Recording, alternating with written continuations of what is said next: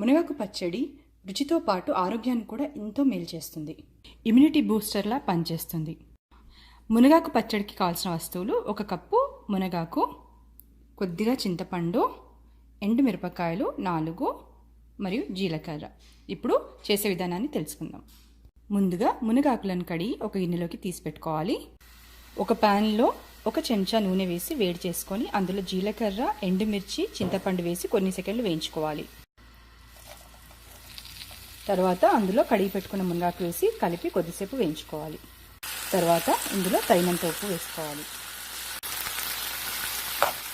మునగాకు కొద్దిగా వేగిన తర్వాత స్టవ్ ఆఫ్ చేసి చల్లార్చుకోవాలి.